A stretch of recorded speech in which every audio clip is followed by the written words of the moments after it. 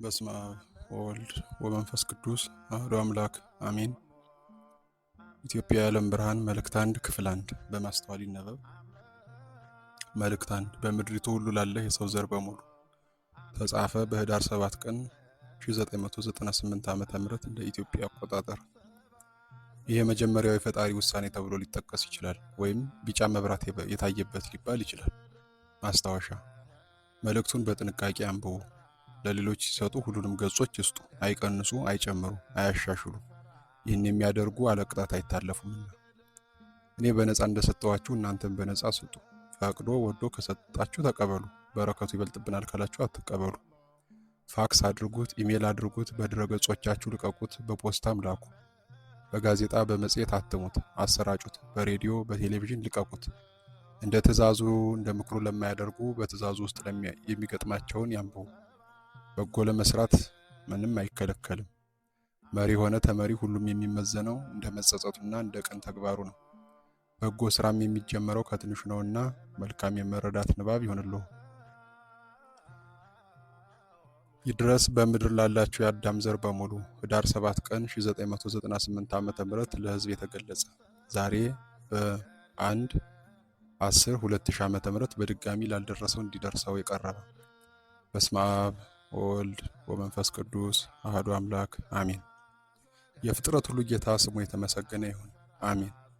በምድሪቱ ፊት ሁሉ ተበትናችሁ ለምትኖሩ ህዝቦች፣ በተለያየ ቋንቋና ዘር ነገድ ተከፋፍላችሁ በአህጉር በአገር በቀበሌ በመንደር ለተበተናችሁ የሰው ዘር በሙሉ፣ በዚህ ዘመን ዓለምን ለምትመሩ መሪዎችና ገዢዎች፣ በምድሪቱ ሁሉ ባሉ የእምነት ተቋማት በመሪነት በአስተዳዳሪነት በሰባኪነት እናም በአደራጅነት ለምትመሩ፣ እንዲሁም እምነታችሁን በማስተማር ለተሰማራችሁ የእምነት አባቶች ሁሉ፣ ለጥበበኞች፣ ለፈላስፎች፣ ለጦር አለቆች፣ ለነገስታቶች፣ ለዓለም አቀፍ ድርጅቶች መሪዎች፣ ዓለምን በጥበባችን በሀብታችን በጉልበታችን እየገዛን ነው ለምትሉ፣ በተለይ ለታላቋ አሜሪካ ወይም ባቢሎን ከሷም ጋራ ዘወትር ለሚያመነዝሩ ጋለሞታ ወዳጆቿ አውሮፓውያን፣ ኤሽያውያን፣ አረባውያን፣ ላቲን አሜሪካውያን፣ አፍሪካውያን እንዲሁም በታላቋ ባቢሎን አሜሪካና አውሮፓውያን ተጠፍጥፈው ለተሰሩ ህዳጣን ጋለሞታ መንግስታት በሙሉ፣ በዚህ ክፉ ዘመን ራሳችሁን በታላቅ ፈተናና መከራ ውስጥ ለጣላችሁ፣ ስለ እምነታችሁ ስለ ፈጣሪያችሁ መወደድና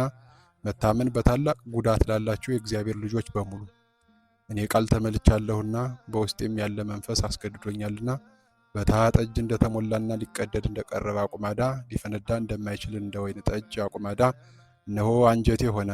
ጥቂት እንደተነፍስ እናገራለሁ፣ ከንፈሬንም ገልጬ መልሳለሁ። መጽሐፈ ኢዮብ ምዕራፍ 32 ከቁጥር 18 እስከ 20። ከላይ በእግዚአብሔር ቃል እንደተመለከተው ይህንን መልእክት እናገር ዘንድ ግድ ስለሆነብኝ እናገራለሁ። ላለመናገር ላለመተንፈስ ከራሴም ከፈጣሪም ጋር ተሟግቻለሁ። እንደ ዮናስም እምቢ ብያለሁ። ይሁንና ከእግዚአብሔር ኃይል ጋር ተሟግቼ ስላልቻልኩ እየከፋኝ ይህንን ትእዛዝ ፈጽም ዘንድ ግድ ሆነብኝ። ስለዚህም እነሆ እናገረው ዘንድ የሚገባኝን የዓለማችንን መጻኢ ሁኔታ እናገራለሁ። ይህ ማስጠንቀቂያና መጻኢ ፍርድ ይድረሳችሁ። እኔ እጅግ ታናሽ ኃጢአተኛ፣ በእውቀትም ያነስኩ፣ በኑሮዬም ምናምንቴ ውዳቂ ኑሮ የምገፋ ነኝ። እናንተ በድህነቷ የምታውቋት ኢትዮጵያ ዜጋና ድሃ ልጇም ነኝ። መልእክቱ 4 ክፍሎች አሉት። አንደኛ፣ ለዘመናችን ጥበበኞች፣ ገዢዎች፣ ባለጠጎች፣ የኃጢአት ባለሀብቶች፣ አመንዛሪዎች፣ ግብረ ሰዶሞች፣ ነፍሰ ገዳዮች፣ ዘራፊዎች፣ ነጣቂዎች፣ ድሃ አጥፊዎች፣ በጥቅሉ የቀደመው እባብ ዲያብሎስ ልጆችና አገልጋዮች በግልጽ በእግዚአብሔር ሕግና ስርዓት ላይ የማፍረስ ስራ በመስራት ፍጹም የጨለማን ስራ ላነገሱ የዘመኑ እባቦች፣ ዘንዶችና ጊንጦችን ይመለከታል።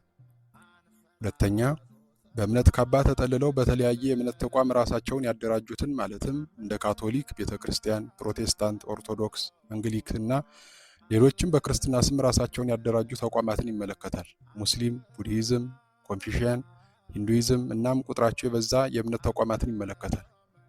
ሶስተኛ፣ በምድሪቱ ላይ በሰፈነው ብርቱ ኃጢአትና ማዕበሉ ዘወትር እየተሰቃዩ ላሉ የእግዚአብሔር ሕዝቦች ይመለከታል። አራተኛ፣ ኢትዮጵያንና ሕዝቦቿን ገዢዎቿን መጪውን ዕድሏን ይመለከታል። በአጠቃላይ ዓለምን በስራና ተግባር ተመስርቶ የሚጠብቃትን ቅጣትና ፍርድ፣ ከዚያም ያለውን መጻኢ ሁኔታ የያዘ መልእክት የምታገኙ ሲሆን ይህንን መልእክት ለመስማት ባትወዱትም ወይም ባትፈቅዱትም የማይቀር ስለሆነ ፍርዱ በራሳችሁ ላይ የሚያርፍ ይሆናል። የምትታመኑበት ዕውቀት፣ ጥበብ፣ ብልጽግና ወይም የሐሰት አባታችሁ በፍጹም አያድናችሁምና ለበደለኞች የሞት ፍርድ መርዷቸውን የሚሰሙበት፣ ለመልካሞች የእግዚአብሔርን ታዳጊነትና የታመነ አባትነቱን የሚያረጋግጡበት ነው። መልእክት 1 ክፍል 2 ይቀጥላል። መልእክቱን ማግኘት ወዳልቻሉ ወገኖች ይደርስ ዘንድ ሼር በማድረግ አግዙ።